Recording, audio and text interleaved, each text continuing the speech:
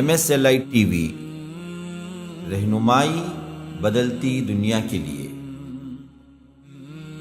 شهر رمضان الذي أنزل فيه القرآن هدى للناس وبينات من الهدى والفرقان أن محمدا عبده ورسوله أما بعد فإن خير الحديث كتاب الله وخير الهدي هدي محمد صلى الله عليه وسلم وشر الأمور محدثاتها وكل محدثة بدعة وكل بدعة ضلالة وفي رواية وكل ضلالة في النار فأعوذ بالله السميع العليم من الشيطان الرجيم من همزه ونفثه ونفخه أم حسبتم أن تدخلوا الجنة ولما يأتكم مثل الذين خلوا من قبلكم مستهم البأساء والضراء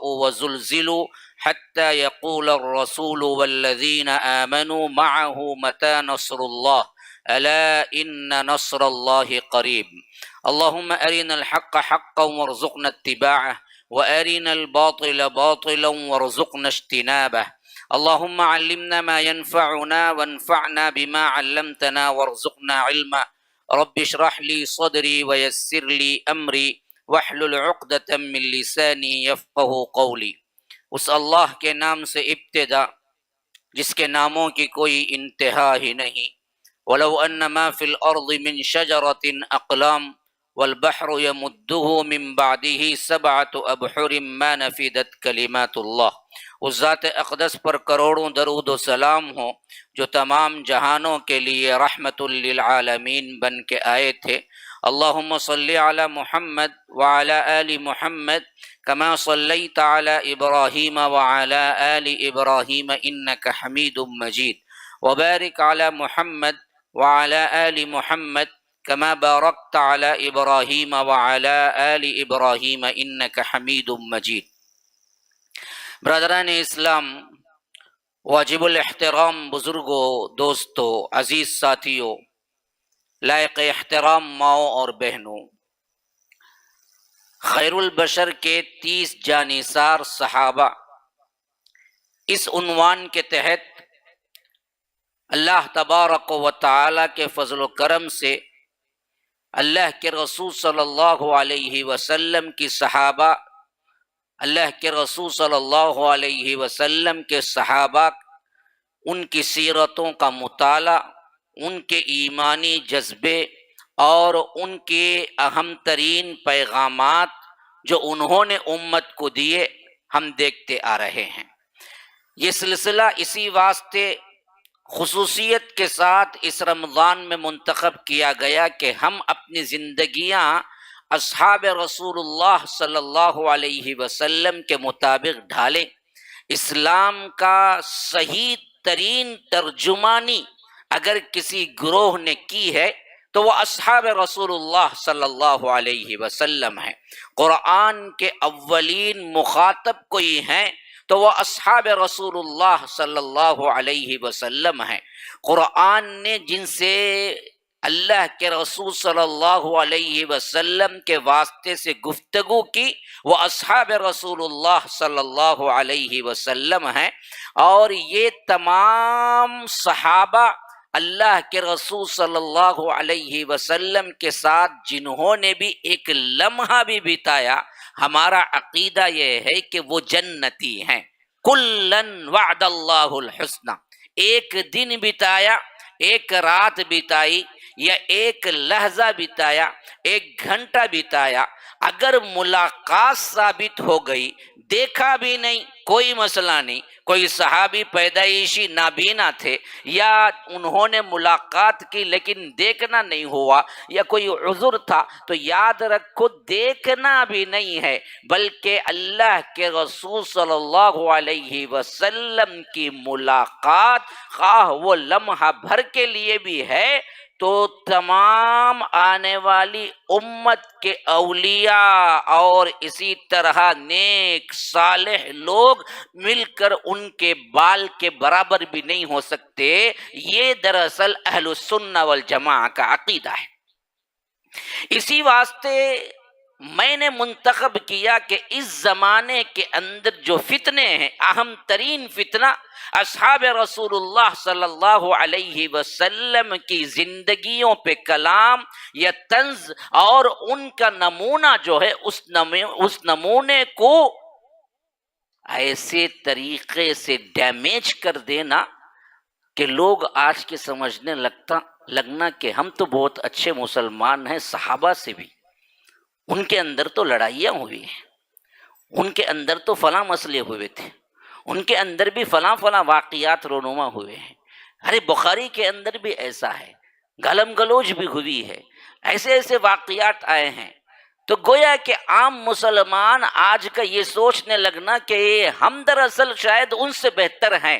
یہ ڈیمیج کرنے کا سلسلہ اصل میں تو درپردہ یہودیوں کے ساتھ ہے، لیکن انہوں نے کیا کیا کہ ایسا لبادہ اڑایا مسلمانوں میں، کچھ اس کے ایجنٹ ایسے نکلے جنہوں نے اپنے آپ کو سنیت کا لبادہ اوڑا، یا یوں سمجھ لیجئے کہ محقق دوراں کہلائے، یا یوں سمجھ لیجئے کہ ہم تو کیا ہیں، صحیح تاریخ پیش کرنے والے ہیں، ہم جو کچھ ہے وہ برملا بولنے والے ہیں، ہم کچھ چھپاتے نہیں ہیں، کچھ بھی جائے صحابیت کے ایمان پر آپ کو کچھ طنز ہو جائے، کوئی مسئلہ نہیں، ہم تو کیا ہے سیدھی تاریخ پیش کرنے کے نام پر یا تحقیق کے نام پر صحابہ پر انگلی اٹھانے والے اس زمانے میں زیادہ پیدا ہوئے، اور جس کا سلسلہ آج خاص طور پر نیٹ وغیرہ میں جو ڈائریکٹ دیکھ کے سمجھنا چاہتے ہیں اسلام کو، چند مقررین جو اچھے خاصے کیا ہیں گفتگو کر لیتے ہیں، ان سے متاثرین ہیں، تو ان کے اندر یہ معاملہ حد سے زیادہ آگے بڑھ گیا۔ اس کا ایک تدارک ہی اصل میں یہ سرور کائنات کے خیر البشر کے 30 صحابہ ہے۔ جو آیت میں نے تلاوت کی ہے، اب دیکھیے اللہ نے اس میں گفتگو کیا کی ہے، اس کے مصداق کون تھے، جواب کون دیا اس میں نے بتایا تھا کہ ہر صحابی کی سیرت سے پہلے قرآن کریم سے ایک آیت ان کی مدح اور ان سے گفتگو کا میں سامنے رکھ دوں گا۔ سورہ بقرہ کی جو آیت میں نے تلاوت کی ہے، آپ اس کا ترجمہ پڑھ جائے حیران ہو جائیں گے۔ اس سوال کا جواب جس حیثیت سے صحابہ نے دیا، اگر آپ نکال دے، اللہ کی قسم کھا کے کہتا ہوں، دوبارہ اور سہبارہ اللہ کی قسم کھا کے کہتا ہوں، قیامت تک آنے والا کوئی مسلمان یہ دعویٰ نہیں کر سکتا کہ اس پہ پورا اترنے والے یا جواب دینے والے ہم ہیں، جب تک کہ آپ صحابہ کو نہیں مانیں گے۔ فرمایا کہ ام حسبتم ان تدخلوا الجنہ، کیا تم نے گمان کر لیا ہے کہ یوں ہی جنت میں چلے جاؤ گے؟ وَلَمَّا يَأْتِكُمْ مَثَلُ الَّذِينَ خَلَوْا مِن قَبْلِكُمْ، تم پر وہ تمام مصیبتیں، پریشانیاں، آلام و مصائب نہیں آئیں گے جو اس سے پہلے انبیاء کے گروہوں کو، اس سے پہلے انبیاء کی پیروی کرنے والوں کو، اس سے پہلے انبیاء کے امتوں کو نہیں آئی۔ کیا آیا؟ مَسَّتْهُمُ الْبَأْسَاءُ وَالضَّرَّاءُ، ان کو مصیبتیں آئی، ان کو پریشانیاں آئی، ان کو بیماریاں آئی، ان کو اللہ تبارک و تعالی کی راہ میں شدید ترین زخم کھانا پڑے، اللہ تبارک و تعالی کے لیے انہوں نے جہاد کیا، جنگیں آئی، جانیں کھپانا پڑا، حتیٰ کہ وزلزلوا، ہلا مارے گئے، حتیٰ یقول الرسول، یہاں تک کہ وقت کا رسول خود پکار اٹھا، متی نصر اللہ، اللہ کی مدد کب آئے گی؟ تب جا کے آیت اتری، جواب آیا، الا، بے شک آگاہ رہو، ان نصر اللہ قریب، کہ اللہ کی مدد بہت قریب ہے۔ اس آیت کو اللہ تبارک و تعالی نے جب پیش کیا، جن پہ پیش کیا، اس کے جواب میں کون تھے؟ ذرا ذہن میں رکھیے، لا الہ الا اللہ محمد الرسول اللہ، میٹھی میٹھی باتیں، میٹھے میٹھے کھانے، میٹھا کھانا سنت، اپنی من کی زندگی۔ ہمارے ساتھ جو معاملہ ہے، اللہ نے پوچھا کہ کیا جنت اتنی آسان ہے کہ ان تدخلوا الجنہ، بس تم کیا ہے لا الہ الا اللہ کہو جنت میں چلے جاؤ، تم پر مصیبتیں نہیں آئیں گی، آزمائشیں نہیں آئیں گی، امتحان نہیں ہوگا۔ کیا امتحان ہوا ہے ہمارا؟ اسی کی وضاحت اللہ تبارک و تعالی سورہ عنکبوت میں کرتا ہے کہ احسب الناس ان یقولوا ان یترکوا آمنا، تم نے یہ سمجھ رکھا ہے کہ تم صرف اتنا کہہ دو کہ ہم اللہ پر ایمان لائے، تم کو چھوڑ دیا جائے گا، وہم لا یفتنون، تم کو آزمایا نہیں جائے گا، تمہارے ساتھ امتحان ہوگا نہیں ہوگا؟ تم ایمان لائے لیکن ایمان کا امتحان تو ہونا باقی ہے نا جی، امتحان یہاں دیا ہی نہیں تمہارے ایمان کا، اور تم نے سمجھ لیا کہ سیدھے جنت چلے جاؤ گے۔ حتیٰ یاتکم مثل الذین خلو من قبلکم، کہ تم پر بھی وہ چیزیں، وہ آزمائشیں، وہ پریشانیاں، وہ مصائب و آلام نہیں آئیں گے جو اس سے پہلے کی امتوں پر، انبیاء کی امتوں پر آئے۔ ایسے ایسے آئے کہ انہیں بالکل آرے سے چیر دیا گیا آدھا کا، انہیں دراصل کیا ہے بڑے بڑے خنجروں سے زندہ کھڑا کر کے ان کے گوشت کو ہڈیوں سے الگ کر دیا گیا۔ بلکہ کیا اصحاب الاخدود کا واقعہ خود قرآن میں بروج کے اندر موجود ہے، قتل اصحاب الاخدود۔ ہاں، کیا ہو گیا؟ بہت بڑی آگ تیار کی گئی اور اہل ایمان کو پکڑ کر جلتی ہوئے آگ میں انہیں پھینک دیا گیا۔ النار ذات الوقود اذ ہم علیہا قعود، مڈھیر پہ، وہ دراصل آگ کا جو مڈھیر تھا اس پہ بیٹھ کے کھینچ کھینچ کے پھینک رہے تھے۔ یہ جرم کیا تھا؟ وما نقموا، ان کے علاوہ، اس کے علاوہ کوئی جرم نہیں تھا ان کا، صرف اتنا ہی کہ اللہ ایک پر ایمان لانا، اللہ یؤمنوا باللہ، اللہ پر ایمان لانے کی پاداش میں ان لوگوں کو پوری کی پوری بستی بادشاہ نے گڑھا کھود کر آگ بھروا کر ان میں پھینک دیا اٹھا کے سب کو۔ یہ اللہ کے رسول صلی اللہ علیہ وسلم سے پہلے آنے والی امت حضرت عیسیٰ کی امت تھی، یہ جن کے دور میں یہ ہوا۔ تو ایسی کیفیتیں کیا تم پر نہیں آئیں گی؟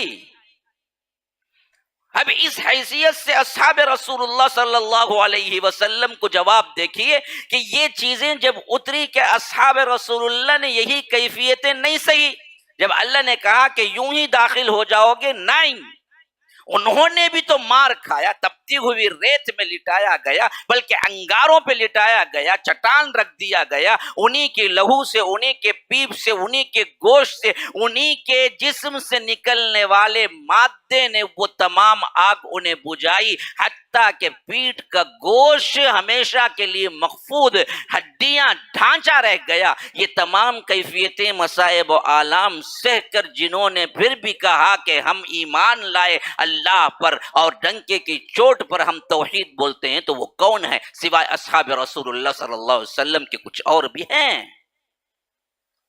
پوری سیرت پڑھ جائیے، پوری تاریخ پڑھ جائیے، آج تک 2024 تک کے اس رمضان میں مجھے بتائیے کہ جو صحابہ نے جیسی قربانیاں ایمان کے لیے دی ہیں، ایمان کے لیے، دوسرے مسائل نہیں، سیاسی لڑائیاں نہیں، ہاں، اپنی بستی کو، اپنے شہر کو، اپنے تمام چیزوں کو کیا ہے سیف کرنے کے لیے یا بڑھانے کے لیے یا وسیع کرنے کے لیے یا مملکت کے لیے جو کام ہوا تھا یا لڑائیاں ہوئی تھی، ان سے نہیں، صرف لا الہ الا اللہ محمد الرسول اللہ، اللہ ایک پر ایمان لانے کی پاداش میں جیسے صحابہ نے زندگیاں گزاری اور انہوں نے جو کچھ مصائب و آلام سہا، ایسا آج تک اس دور سے اس دور تک آپ بتاؤ کہ یہ بھی ایسا گروہ تھا جنہوں نے سہا ہے؟ تاریخ میں کہیں نہیں ملے گا آپ کو۔ اس آیت کے مصداق بھی صحابہ ہیں جنہوں نے جواب دیا اپنی زندگی سے کہ ہاں اللہ تبارک و تعالیٰ نے ہم سے پوچھا کہ تم یوں ہی جنت جاؤ گے؟ نہیں، جب تک کہ تم پر بھی وہی کچھ اترے گا جو اس سے پہلے کے انبیاء کرام کی امتوں پہ اترا، حتیٰ کہ وہاں کا وقت کا رسول پکار اٹھا کہ متی نصر اللہ، اللہ کی مدد کب آئے گی؟ تب جا کے مدد آئی، بعینی ہی وہی سچویشن صحابہ پہ ہوا۔ خباب بن ارت آئے، اللہ کے رسول صلی اللہ علیہ وسلم سے پوچھا کہ کب تک تکلیفیں ہوتی رہیں گی؟ اللہ کے رسول صلی اللہ علیہ وسلم نے اس کا جواب کیا دیا کہ ابھی اتنی جلدی مایوسی؟ ابھی تم پہ اترا ہی کیا ہے، تکلیفیں ہی کیا ہوئی؟ یاد رکھو تم سے پہلے کے انبیاء کی امتوں کو بالکل گڑھا کھود کر کمر تک انہیں دفن کر کے زندہ آرے سے چیر دیا گیا، تب بھی انہوں نے اف نہیں کہا، اور زندہ ان لوگوں کے جسموں سے گوشت کو الگ کر دیا گیا، تب بھی انہوں نے کچھ نہیں کہا۔ ابھی وہ تکلیفیں تم پہ آئی نہیں تو حضرت خباب بن ارت واپس پلٹ گئے۔ تو یاد رکھو یہ خباب، صہیب، بلال، ابو فہیکہ، زنیرہ، سمیہ، عمار، عبداللہ، یہ تمام وہ اصحاب رسول اللہ ہیں جنہوں نے اپنی زندگیوں میں ایمان لانے کی پاداش میں وہ تمام کیفیتیں جھیلی جو اللہ تبارک و تعالی نے اس آیت میں مصداق قرار دیا۔ گویا کہ انہوں نے امتحان دے کے پاس کیا اپنے ایمان کا، یہاں تک کہ وقت کا رسول انہیں بتایا کہ یہ چیزیں ہیں جن سے اللہ خوش ہوا ہے، تم نے جو قربانیاں دی ہیں اتنی قربانیاں کہ اللہ تم سے راضی ہو گیا۔ ایسے ہی سیرت، ایسے ہی قربانی دینے والی ایک اہم ترین شخصیت جس سے رب العالمین بھی پیار کرتا تھا اور اللہ کے رسول صلی اللہ علیہ وسلم بھی پیار کرتے تھے، ان کی سیرت مبارکہ آج آپ کے سامنے پیش کر۔ ہمارے لیے تو کیا ہے جی، اسلام اتنا سستا ہے کہ یہ سی چل رہی ہے، چائے کا سسٹم ہے، پھر بھی ہم 1 گھنٹہ زائد نہیں بیٹھتے۔ ابھی دیکھیے حالت کیا ہے ہماری، ابھی رمضان شروع ہوا ہے، شروع میں یہ حالت ہے۔ گزشتہ سال سے میں سمجھتا ہوں اس سال اور کمزور ہو گیا ہے ہمارا۔ مول صاحب وہ تو نیٹ میں آتا نا مول صاحب، ہمیں وہاں جا کو دیکھ لیں، چائے بھی پئیں گے، سموسہ بھی کھائیں گے، کنڈا بھی بھریں گے، ایسا دیکھ بھی لیں گے، ذرا وقت نیند آئی تو آف کر کے جا کے سو بھی جائے۔ مسجد میں بیٹھ کے کہاں سننا، کہاں جالے کوئی زمانہ، مول صاحب پرانے زمانے میں۔ دیکھیے ہماری حالت کیا ہو گئی، ہم نے لائف سسٹم کس کو رکھا؟ ان لوگوں کو جو آ نہیں سکتے، کیونکہ اللہ کے فضل سے پوری دنیا دیکھتی ہے، انٹرنیشنل طور پر دیکھتے ہیں، ان لوگوں کے لیے رکھا۔ لیکن جو یہاں پر ہیں، آس پاس میں ہے، مسجد میں نماز پڑھتے ہیں، تراویح ہمارے ساتھ ہے، لیکن یہ لوگ بھی کیا بولتے، لنک سینڈ کر دو، ہاں ذرا سینڈ کر ڈالو، ہاں میں جاتا ہوں کیا بھائی نماز، ارے لنک سینڈ کر ڈالو بھائی، میں گھر میں دیکھ لیتا ہوں۔ گھر میں دیکھنا، یہاں بیٹھ کے دیکھنا، دونوں ایک ہی ہے کیا؟ مسجد میں بیٹھنے کا ثواب نہیں ہے، اور وہ بھی رمضان المبارک میں۔ رمضان المبارک میں 1 گھنٹہ زائد دو، 1 گھنٹے کے لیے مسجد میں اور بیٹھو، اور کہاں بیٹھو گے جی؟ پھر اس کے بعد تم 11 مہینے ترسو گے، تبھی بھی یہاں پر یہ انتظام نہیں ہوگا۔ ہم بولیں گے کہ جاؤ بھائی، ہم کو برابر ہے۔ ہاں، ہمارے سفروں کا ہی میرا معاملہ یہ ہوتا ہے کہ 15 دن تو 20 دن سفروں میں گزر جاتے ہیں۔ یہ 1 مہینہ ہے جو میں باندھ کے رکھتا ہوں اپنے آپ کو کہ میں کہیں نہیں جاؤں گا، ورنہ تو عموماً سفروں میں بیت جاتا ہے مسئلہ۔ لیکن ہمارے اپنی کیفیت اسلام کے لیے، ایمان کے لیے کیا ہے؟ دیکھو، آدھا 1 گھنٹہ ہم صبر نہیں کر سکتے، سن نہیں سکتے، اپنے ایمان کی تازگی کے لیے، ایمان کی جانکاری کے لیے، اسلام کی پختگی کے لیے ہم اتنا نہیں دے سکتے۔ اگر وہ زمانہ آ جائے یا آ جاتا یا آ جائے گا جو اصحاب رسول اللہ صلی اللہ علیہ وسلم پر آیا تھا، تو ہم میں اکا دکا بھی ٹہر نہیں سکے گا۔ اللہ کی قسم کھا کے کہتا ہوں، دل رس جاتا ہے، میں بھی شامل ہوں اس میں۔ ہم پر مصائب و آلام ٹوٹیں گے تو پتہ نہیں ہمارے ایمان کا کیا ہوگا۔ ہم تو معافی تلافی کر کے اسی کے سامنے جھک پڑیں گے کہ بھائی چھوڑ دو بھائی، ہم کو جھکنا کا تو بھی جھک جاتا ہوں، جان محفوظ رہی تو بس ہے، ہم کو کافی ہے۔ ہاں، جان مال کے لیے تو ہم تو کیا ایسے ہی جھک جاتے ہیں، بغیر پوچھے ہی جھک جاتے ہیں۔ کسی منسٹر کے بارے میں معلوم ہوگا کہ وہ آ رہا ہے، انہیں بولے بغیر ہی جھک کو ملتا، انہیں جھکو بولنے سے پہلے جھکتا ہی نہیں۔ یہ حالت ہے ہمارے مسلمانوں کی. جہاں جان پر بنی ہوگی، جہاں پر معاملہ سخت ہوگا کہ تم نہیں مانو گے تو پھر تو ہم تمہیں جان سے مار دیں گے، وہاں اپنی جان اپنے مال کے لیے گویا کہ سجدہ کرنا ہے تو بھی کر لیں گے. اللہ ہی محفوظ رکھنے والا. ہماری حالت اتنی کیا ہے، دیگر گو ہو چکی. وہ زمانہ کہاں تھا جس کے لیے تن مندن لگا دیا، لیکن انہوں نے جان بھی دی، واقعتاً مال بھی دیا، صاف کہہ دیا کہ ہم یہ سب کچھ دے سکتے ہیں لیکن ایمان نہیں دے سکتے. وہ کیفیتیں ہمارے اندر کمزوری اتنی حد تک آ گئی ہے. یاد رکھیے کہ اگر ہم اس وقت اپنے نفس کو نہ کچلیں گے، اپنی منمانے خواہشات کو نہ مٹائیں گے، نفس بولتا ہے بھاگو، آپ بولتے گے نہیں جی بیٹھوں گا میں مسجد میں. یہ خود بھی ایک نفس مجاہدہ ہے، یہ خود بھی ایک بہت اہم ترین کام ہے. نفس کی خلاف ورزی جب تک ہم نہیں سیکھیں گے، یاد رکھو پھر اسلام کے اندر، ایمان کے اندر پختگی نہیں آئے گی. صحابہ وہی تھے جو حلال چیزیں بھی اس واسطے استعمال نہیں کرتے تھے کہ نفس خواہش کرتا ہے. آج کی زندگی مبارکہ ایسی ہی ایک اہم ترین شخصیت کی ہے. اللہ کے رسول صلی اللہ علیہ وسلم اعلان نبوت کیا، آہستہ آہستہ اسلام پھیلا، لیکن خصوصیت کے ساتھ سب سے پہلے قبول کرنے والے 4 افراد تھے. میں ہمیشہ کہا کرتا ہوں کہ آزاد مردوں میں صدیق اکبر، عورتوں میں خدیجۃ الکبریٰ، بچوں میں حضرت علی، غلاموں میں زید ابن حارثہ. یہ 4 لوگ تھے جو سب سے پہلے اسلام قبول کیا، اور انہی کے ذریعے سے آہستہ آہستہ بات دوسروں تک پہنچی تو اسلام قبول کرنے لگے. یہی وہ زمانہ تھا جس میں یوں کہا جا سکتا ہے کہ ان 4 کے قافلے کے علاوہ کوئی ابھی داخل نہیں ہوا تھا. ایسے حالات تھے کہ اپنے اسلام کا کہنا، اپنے اسلام کا برملا اظہار کرنا، اپنے ہاتھوں میں اپنی جان لے کے نکلنا ہے. ادھر ایک بہت دور، نہ مکے میں ہے نہ مدینے میں ہے، عجیب درمیان کا ایک ایسا راستہ جو ڈاکوؤں کے لیے مشہور تھا. قافلے لوٹ لیے جاتے تھے. ڈاکو قبیلہ تھا، ہاں غفاری قبیلہ ڈاکوؤں کا، اور ان کا سردار تھا ابو ذر. ڈاکو قبیلے کا سردار تھا. اللہ تعالیٰ جب منتخب کرتا ہے اپنے بندوں کو، کیسے کیسے لوگوں کو منتخب کرتا ہے دیکھو. اسی لیے کبھی اپنے ایمان پہ گھمنڈ نہ کرنا، اپنی نمازوں پہ گھمنڈ نہ کرنا، ہمیشہ ڈرتے رہنا کہ اللہ دل بدل دے. اور اسی طرح اللہ تبارک و تعالی کافروں میں، ملحدوں میں لکھ جائے تو یاد رکھو تمام عبادتیں دھری کی دھری رہ جائیں گی، اور انسان مرتے وقت کافر بن کے مر جائے گا. یہ بھی ہو سکتا ہے کہ کوئی کافر ناہنجار، نہ ایسا شخص جس کے اندر ہم اطاعت نہ، لیکن اللہ تبارک و تعالی جب انتخاب کر لے اللہ والا بن کے اللہ کا مقرب ترین بندہ بن جائے گا. یہ دونوں احتمالات ہیں. یہ وہ قبیلہ تھا جو پورے مکے اور مدینے کے درمیان ڈاکو سے مشہور تھا. ڈاکہ ڈالنے والی ایک گروپ تھی جن کے سردار ابو ذر نام کے ایک شخصیت تھے.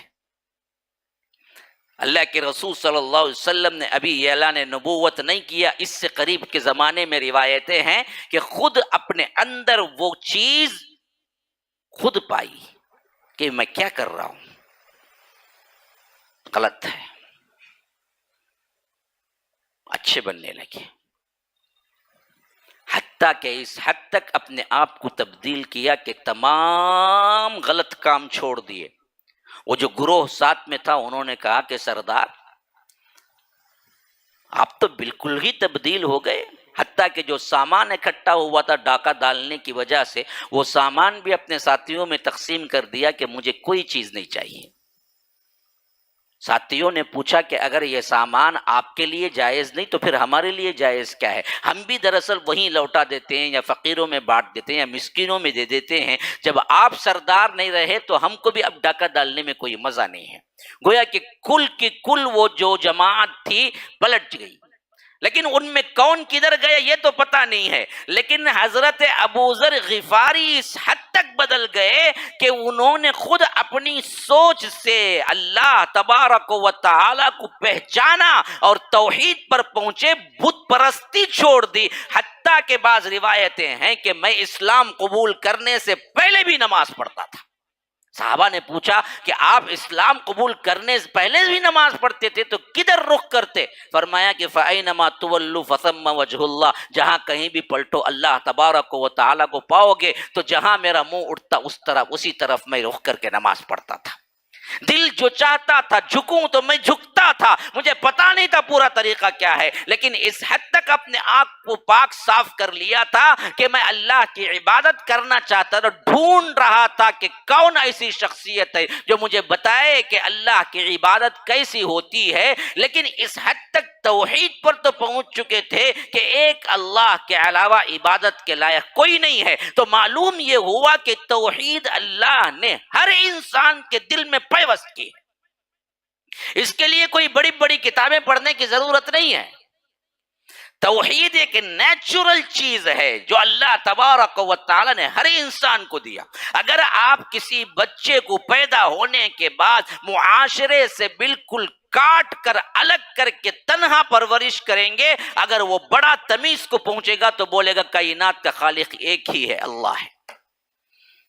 یہ جتنے، اسی لیے اللہ کے رسول صلی اللہ علیہ وسلم نے فرمایا کہ کل مولود یولد علی الفطرہ فابواہ یہودانہ او یمجسانہ او ینصرانہ.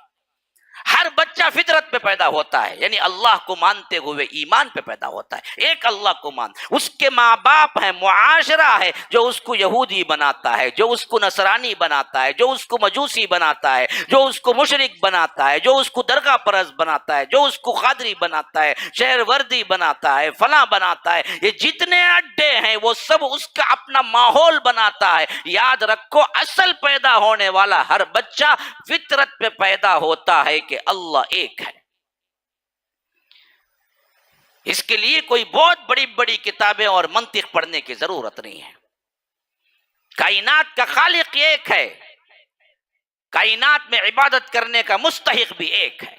اس نے پیدا کیا، اسی کی دراصل عبادت ہوگی. بس مسئلہ ختم. سیدھی سیدھی بات ہے. گوار اجڑ بالکل کیا ہے، ان پڑھ دیہاتی، اس کو بھی معلوم ہے یہ بات. اسے بہت اصل مسئلہ اس حد تک انہوں نے باطل کا رنگ چڑھا کر اتنا زیادہ حق کو مشتبہ بنا دیا کہ اب ہم مسلمانوں کو بھی کہتے ہیں کہ صرف اللہ کی عبادت کرو تو ہم کہتے ہیں کہ لیجیے، ہم کو تو عجیب بات معلوم ہوتی ہے، یہ وہابی ہے، یہ فلاں ہے، یہ گستاخ رسول ہے، یہ بات ایسی کر رہا ہے، سب اولیاء کو نہیں مانتا، فلاں فلاں. یہ چیزیں اس واسطے کہ انہوں نے باطل کو اتنا زیادہ حق کا رنگ دے دیا کہ آج حق چھپ گیا ہے، جیسے یہودیوں نے کیا تھا. جسے اللہ تبارک و تعالیٰ فرماتا ہے انہوں نے باطل کا رنگ چڑھا کر حق کو مشتبہ کر دیا ہے. ہاں، یہی حالت ہماری آج کی ہے.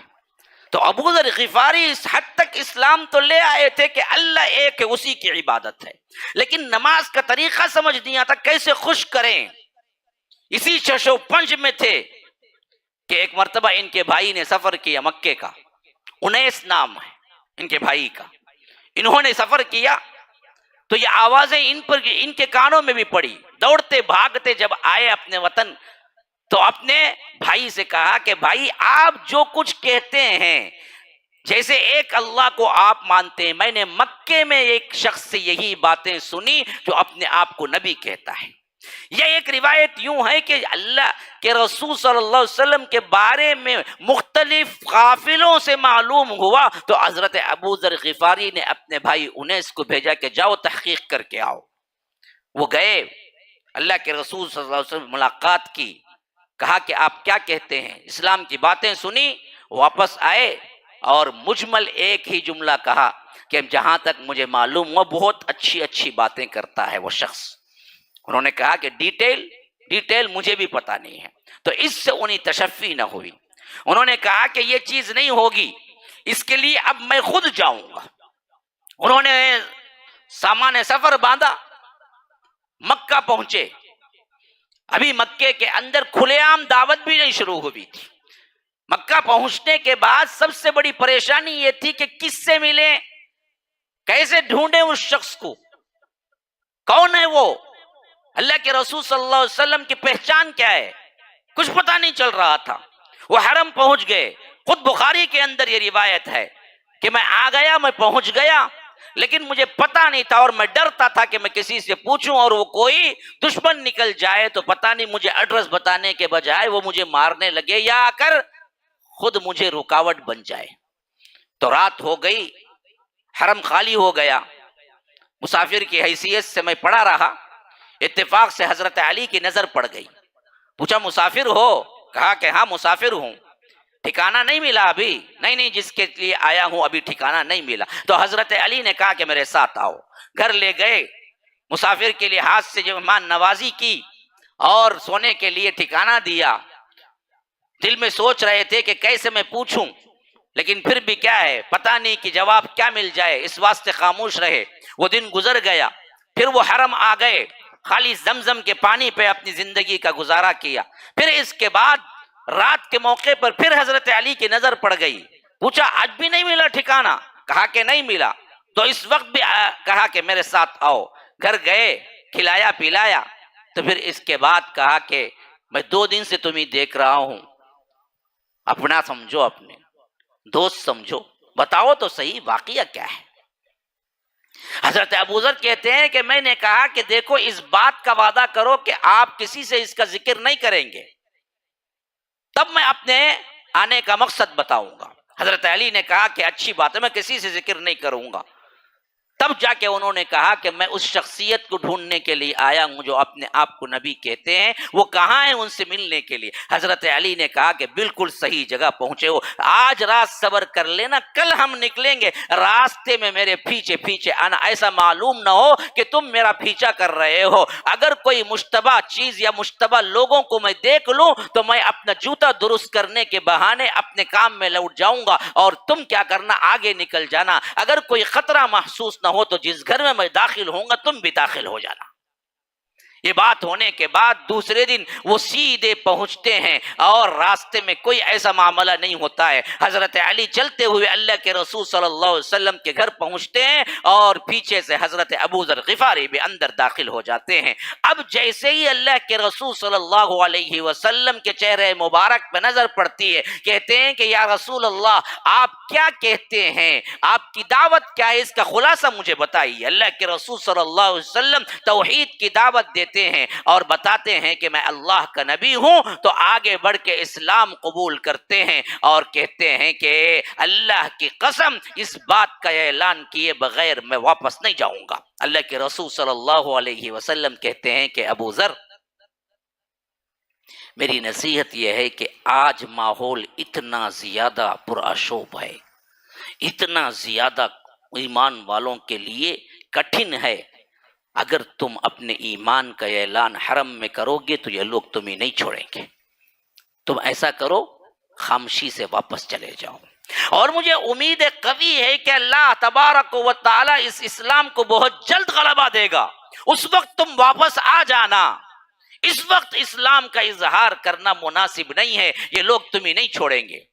حضرت ابوذر کہتے ہیں کہ اللہ کی قسم ہے اللہ کے رسول صلی اللہ علیہ وسلم، مجھ سے یہ نہیں ہو سکتا جب تک کہ میں نے جو اظہار کیا ہے وہ اظہار پورے حرم میں اعلان کر کے کہوں، اور جو قرآن آپ پہ اترا ہے اس قرآن کی تلاوت نہ کروں، میں واپس نہیں جا سکتا۔ ایک طرف کیا اللہ کے رسول منع کر رہے ہیں، ایک طرف اللہ کے رسول صلی اللہ علیہ وسلم ان کے تکالیف کا خیال کر رہے ہیں، لیکن دوسری طرف صحابی رسول ہیں، ولولہ ہے، جوش ہے، جذبہ ہے کہ اپنے اسلام کا اظہار کیے بغیر وہ آگے جانا نہیں چاہتے ہیں۔ بظاہر خلاف ورزی لگتی ہے لیکن محبت کا جذبہ اتنا اونچا ہے۔ بعض جذبے ایسے ہوتے ہیں جہاں بظاہر خلاف لگتا ہے لیکن وہ جذبے اتنے محترم ہوتے ہیں کہ اس کی خلاف ورزی محبوب ہوتی ہے۔ اللہ کے رسول کے کہنے کے باوجود بھی دوسرے دن صبح سویرے حرم میں پہنچے، کہا کہ اشہد ان لا الہ الا اللہ، پھر قرآن پڑھنا شروع کیا اور کہا کہ لوگوں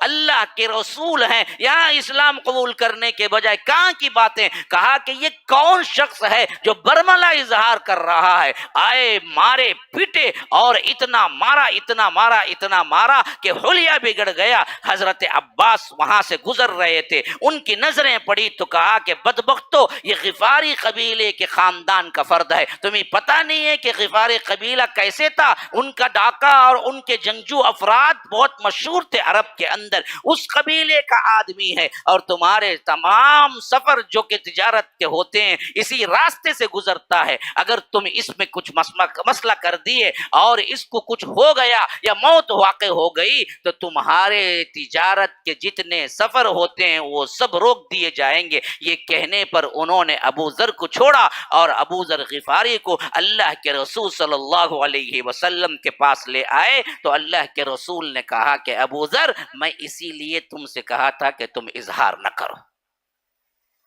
قربان جائیے حضرت ابو ذر کے الفاظ پر. تھوڑا سا ایمان بھی ہمارے دلوں میں ہوگا تو رونگٹے کھڑے کر دے گا. انہوں نے یہ سن کے کہا کہ یا رسول اللہ، اس مار کی مجھے کوئی پرواہ نہیں، اگر آپ حکم دے تو کل دوسرے دن پھر جا کے میں یہی قرآن پڑھنے کو تیار ہوں. انہوں نے جیسے جیسے مارا ویسے ہی مجھے اس کے اندر لذت محسوس ہوئی. اسلام کا صحیح جذبہ ہو، ایمان ہو، اخلاص ہو تو یاد رکھو اس پہ تکلیفیں معلوم ہی نہیں ہوتی. پھر کیوں بلال اتنا مار کھاتے اور کہتے کہ احد احد احد؟ انہیں تکلیف نہیں تھی. اگر اس کا ایک کوڑا بھی اگر ہم پہ برستا تو ہم تو کیا ہے، انکار ہی کر دیتے. لیکن اصل ایمان کی لذت کو جس نے چکھا ہے اس سے بہترین ذائقہ کائنات میں کوئی ذائقہ ہے ہی نہیں. ہم کو صرف کھانے کا ذائقہ معلوم ہے، ہمیں تو کیا گنجی کے کھوٹروں کا ذائقہ معلوم ہے، ہمیں تو کیا دم کروڑ متنجن کا جو ذائقہ معلوم ہے. ہمیں دین اسلام اور ایمان کے جذبے کا ذائقہ نہیں معلوم ہے. ہم کو وہ آتا ہے نا جی، پھر دنیا کی کوئی مار، دنیا کی کوئی خوف، دنیا کا کوئی مسئلہ اس کے لیے تیڑا نہیں بنتا. وہ کہتا ہے کہ سب کا سب مجھ پہ بیت جائے میں پھر بھی مطمئن ہوں اور میرے لیے اللہ کافی ہے. الیس اللہ بکاف عبدہ. اس طرح حضرت ابو ذر اللہ کے رسول صلی اللہ علیہ وسلم کے دل میں مقام پیدا کر لیا. اللہ کے رسول صلی اللہ علیہ وسلم نے کہا کہ ابو ذر، میں تمہیں یقین دلاتا ہوں ایک زمانہ آئے گا اللہ کی قسم اسلام ظاہر ہو کر رہے گا، غلبہ پا کے رہے گا. تم جاؤ اور اس وقت آ جانا جب اسلام کا غلبہ ہو جائے گا. اس نصیحت کو سن کو واپس لوٹتے ہیں. بعض روایتیں ہیں کہ 5ویں نمبر کے مسلمان حضرت ابو ذر غفاری ہیں. صدیق اکبر، حضرت علی، حضرت زید بن حارثہ، حضرت خدیجۃ الکبریٰ کے بعد 5واں نمبر. یا بعض روایتیں ہیں کہ 4 صحابہ کے بعد 5ویں نمبر کے صحابی حضرت ابو ذر غفاری تھے اور واپس گئے.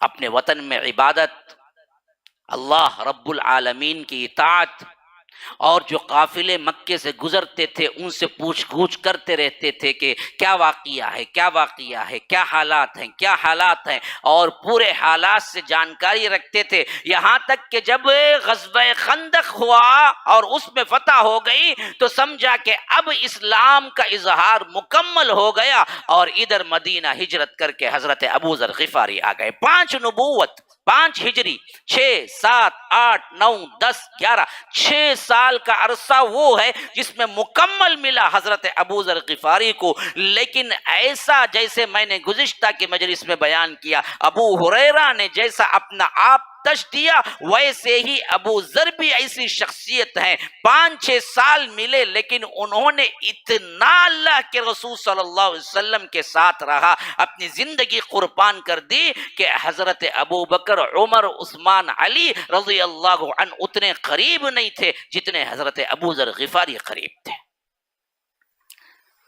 ان کا اصل نام جندب ابن جنادہ ہے. اللہ کے رسول صلی اللہ علیہ وسلم کبھی کبھی نام سے پکارتے تھے، لیکن زیادہ تر ابو ذر غفاری سے ہی پکارتے تھے، اور اتنے قریب تھے کہ اللہ کے رسول صلی اللہ علیہ وسلم معمولی معمولی باتوں پر بھی نوٹس لیتے تھے۔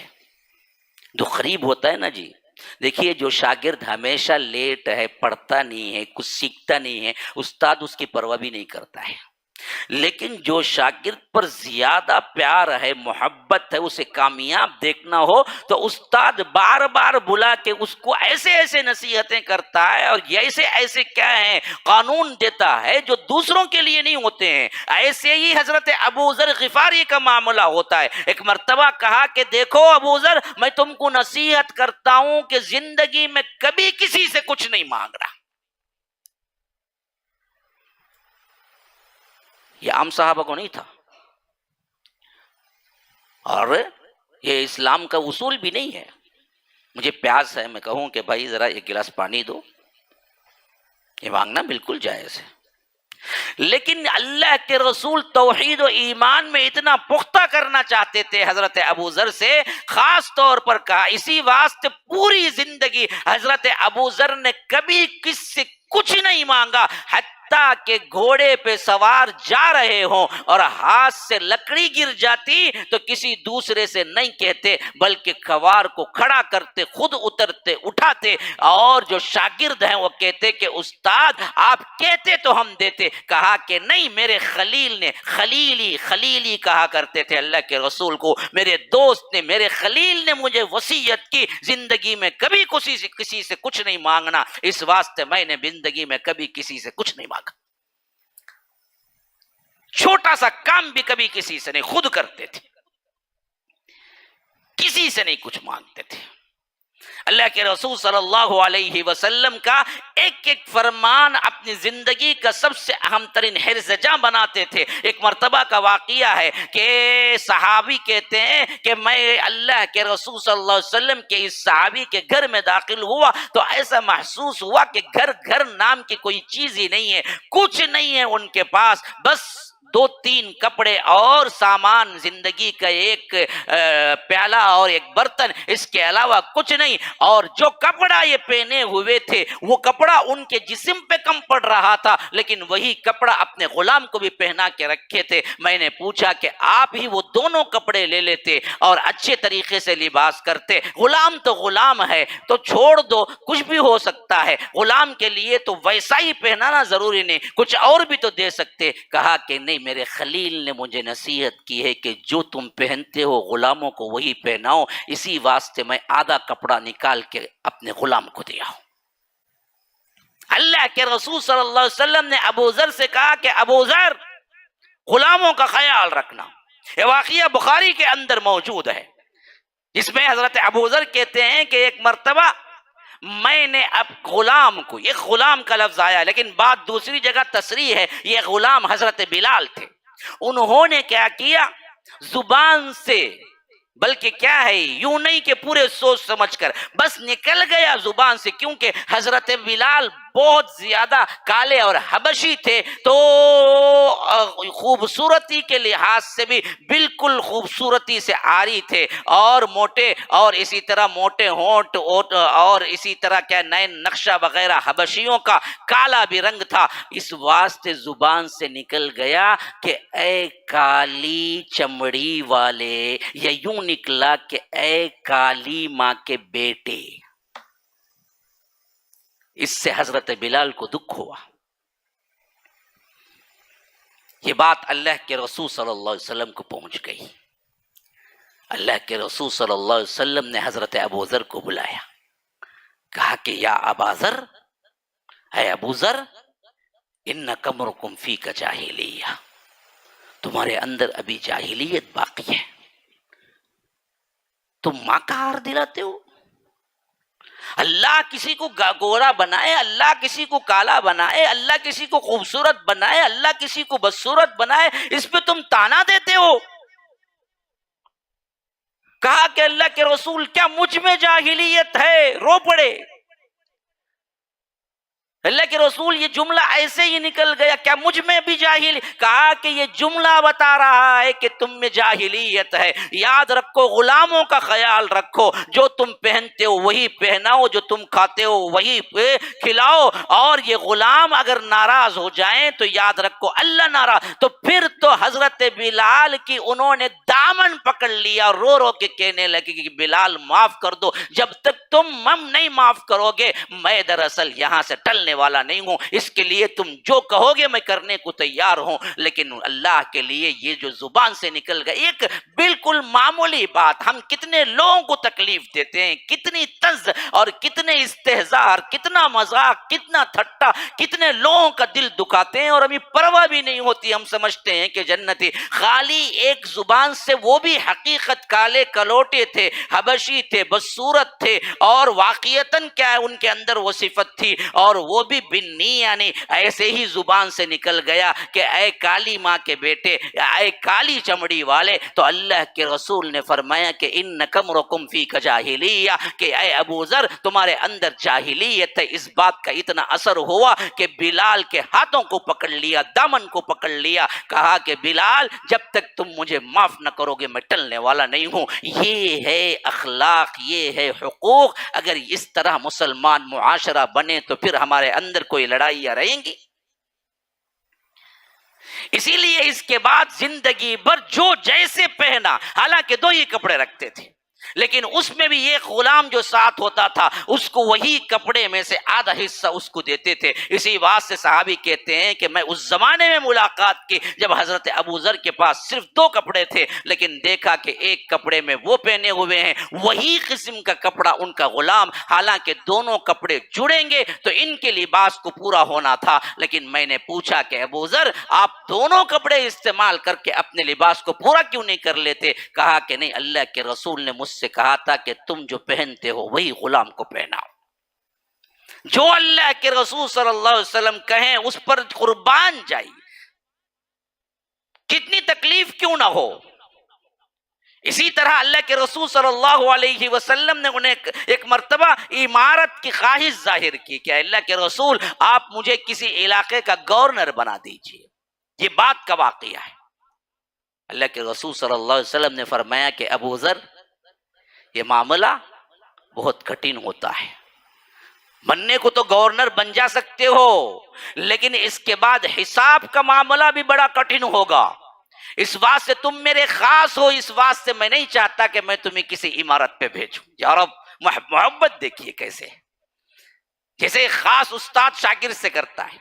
فرمایا کہ میں چاہوں تو بھیج سکتا ہوں، لیکن ابو ذر میں چاہتا ہوں کہ تم ان معاملات میں نہ پڑو کیونکہ محاسبہ بھی بڑا سخت ہوگا۔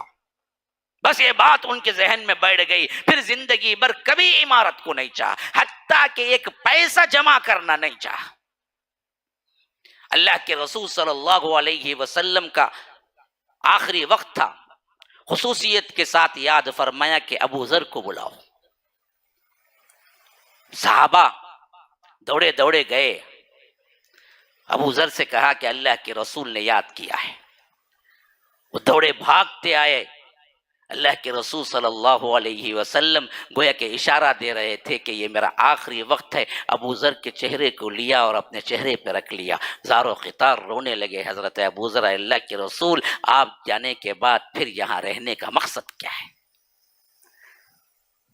اللہ کے رسول صلی اللہ علیہ وسلم نے انہیں چند باتیں کی اور واپس بھیج دیا۔ یہ ملاقات آخری ملاقات تھی۔ پھر اللہ کے رسول صلی اللہ علیہ وسلم جانے کے بعد یہ دراصل ان کی دنیا اندھیری ہو گئی، یوں لگتا تھا کہ زندگی کا کوئی مقصد ہی نہیں ہے۔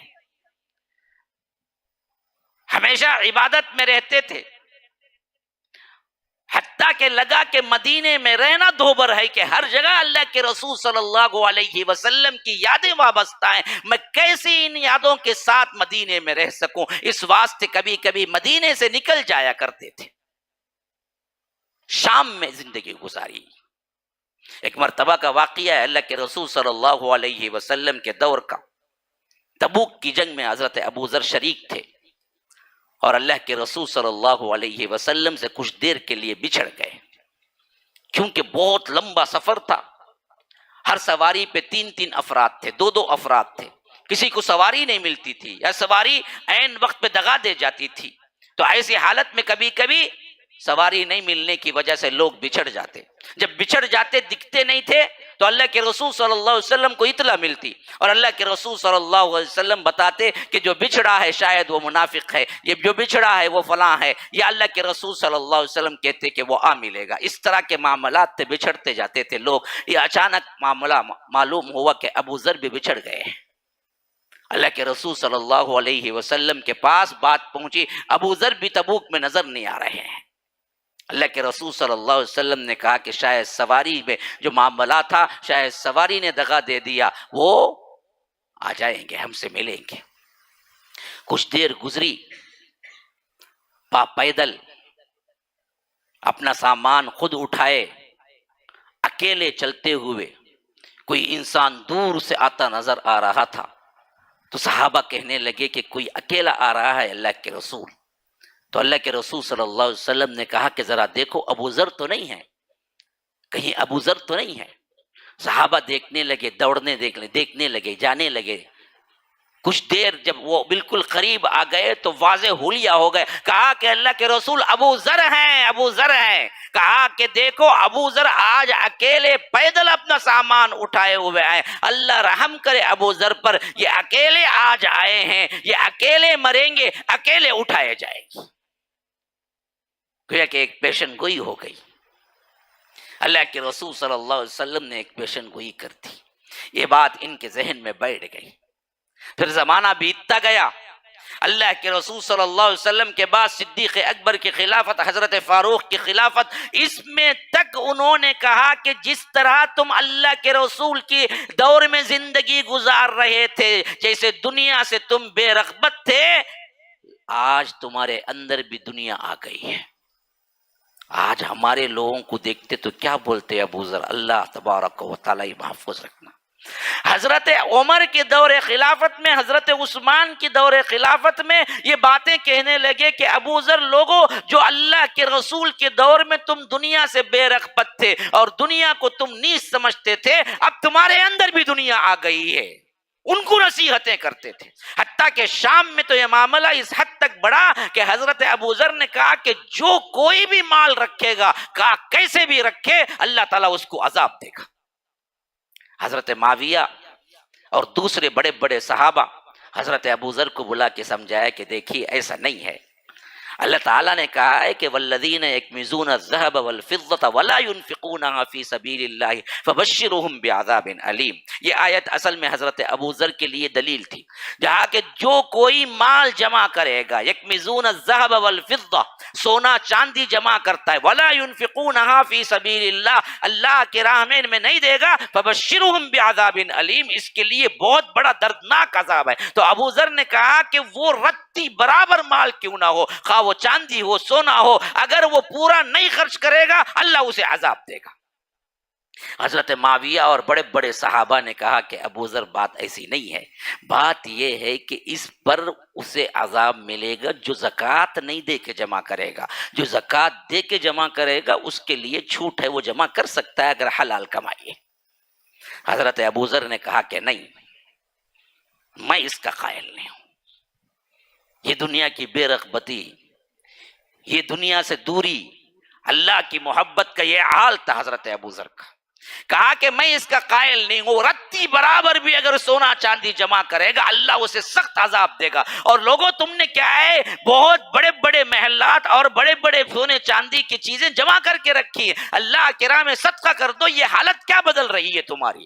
حتیٰ کہ اس حد تک اس معاملے پر حضرت ابو ذر نے شدت اختیار کی کہ شام کے لوگ آ کے سوال کرنا شروع کر دیے. جب ایسا معاملہ ہوا تو حضرت معاویہ نے حضرت عثمان جو گورنر تھے شام کے اس وقت، حضرت عثمان کو لکھ بھیجا کہ حضرت ابو ذر کے فتوے اتنے شدید ہیں کہ یہاں کے لوگ سہ نہیں پا رہے ہیں. حضرت عثمان نے کہا کہ آپ ہمارے ہاں آ جائیے. تو مدینہ پلٹے. مدینے میں آئے تو کہا کہ جو مدینہ میں چھوڑ کے اللہ کے رسول کے دور میں گیا تھا وہ مدینہ کہاں ہے یا رب؟ ابھی عثمان کا دور ہے، صحابہ کا دور ہے. کہا کہ سب بدل گئے، سب نے دنیا جمع کر لی، مجھے کسی سے بات کرنی نہیں ہے. تم لوگ جس طرح اللہ کے رسول صلی اللہ علیہ وسلم کے دور میں رہا کرتے تھے ویسے ہی کیوں نہیں رہے؟ لوگوں نے سمجھایا کہ آپ نے مسئلہ غلط سمجھا ہے. دنیا جمع کرنے سے اللہ کے رسول نے منع نہیں کیا، لیکن زکوٰۃ اور انفاق کو روکنے سے تب اسے عذاب ہوگا. لیکن حضرت ابوذر اس پہ قائم تھے، شمع برابر بھی سونا چاندی جمع نہیں کرنا ہے. حتیٰ کہ حضرت عثمان بلا کے کہا کہ دیکھیے اس سلسلے میں آپ پر نشانہ بنایا جا رہا ہے.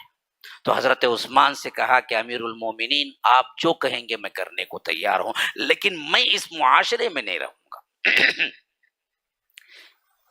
ان کے اندر دنیا آ گئی ہے. میرے رسول، میرے حبیب، میرے خلیل نے جیسے چھوڑ کے گئے تھے اس حالت پہ نہیں ہے اب. حضرت عثمان نے کہا کہ آپ ایک جگہ جو پسند ہے، مدینے سے دور ایک بستی ہے ربضہ، اگر آپ وہاں چلے جائیں گے تو آسانی ہوگی. انہوں نے کہا کہ میرا بھی خیال یہی ہے کہ میں ان سے جم نہیں سکتا. میں سمجھتا ہوں کہ یہ لوگ سب دنیا میں کیا ہیں، اپنے آپ کو آگے بڑھا لیے ہیں. اس واسطے امیر المومنین آپ جو کہتے ہیں وہی میں بھی چاہتا ہوں کہ میں ان لوگوں سے کٹ کے ربضہ چلا جاؤں. اب ربضہ چلا گئے، اکیلے تنہا، صرف بیوی، ساتھ میں ایک غلام، کچھ کھانے پینے کی چیزیں. وہیں پر بیمار پڑ گئے، حتیٰ کہ بیوی نے محسوس کیا کہ آخری وقت ابوذر کا آ چکا ہے. انہوں نے پوچھا، سب سے بڑی عجیب بات یہ ہے کہ آپ اگر وفات پا جائیں، میں اکیلی عورت آپ کو کیسے غسل دوں گی، کیسے کفن پہناؤں گی، کیسے دفناؤں گی؟ ہے تو کوئی نہیں ہے پاس میں. آپ تو پورے عالم سے کٹ کے یہاں آ گئے. حالت آپ کی بالکل نازک ہے.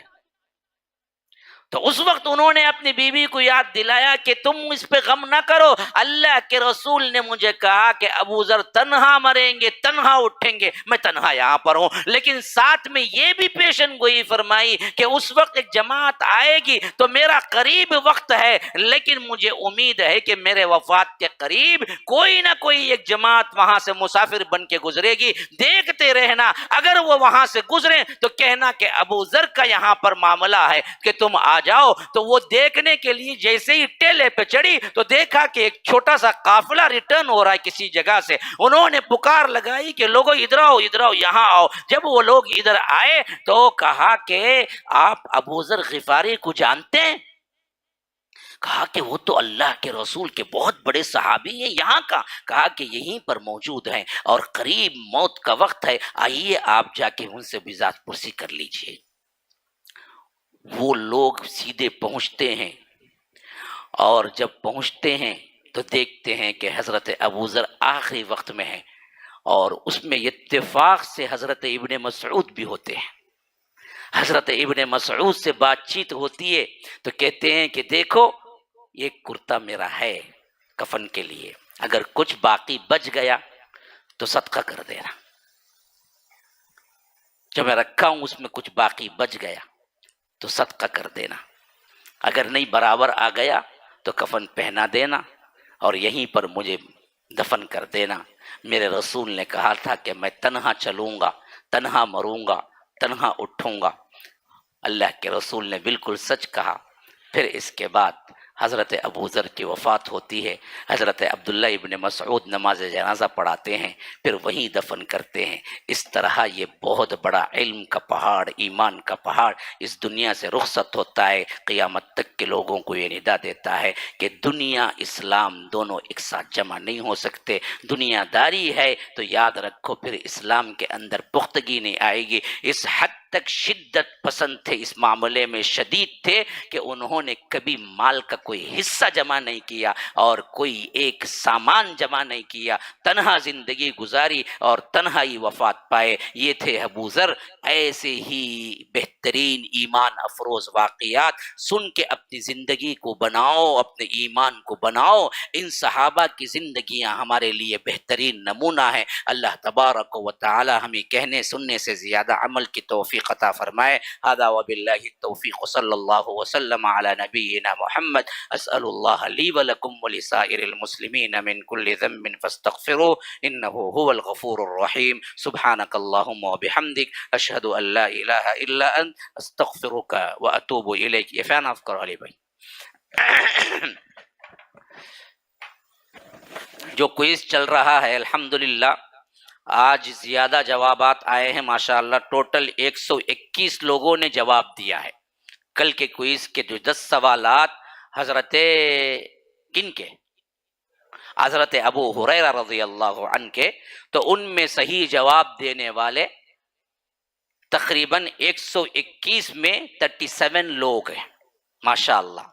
پورے پارٹیسپیٹ جو کیے ہیں وہ 121 لوگ پارٹیسپیٹ کیے ہیں، اور ان میں پورے صحیح جواب دینے والے 37 لوگوں نے جواب دیا ہے. اب اس کے لیے قرعہ ڈالنا پڑے گا کیونکہ کیا ہے زیادہ ہیں. 1 2 3 3 چٹیاں اٹھانا ہے.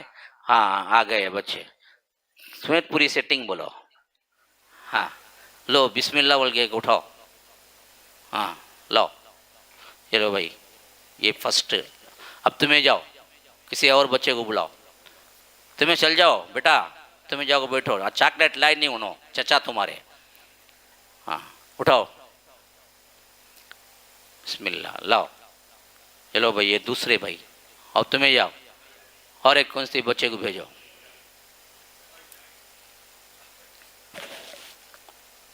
اٹھاؤ. ہاں جاؤ. ہو گئے نا 3 ہو گئے نا. آپ 4 دے نہیں سکتے نا. کل بلاتا ہوں تم نا انشاءاللہ کل آ جاؤ. کیا چلو بھائی پہلا کون؟ پہلا سید فرقان حسین حیدرآباد سے ماشاءاللہ. یہی حیدرآباد بول کو الگ تو نہیں کر لیے تمہیں. ہاں شفا بنت کلیم مہاراشٹرا سے سیکنڈ. محمد صلاح الدین لکھنؤ سے ماشاءاللہ ماشاءاللہ. کفارہ پڑھ لیا گیا ہے. آپ لوگ جا سکتے ہیں. جلدی پہنچنے کی کوشش کریں.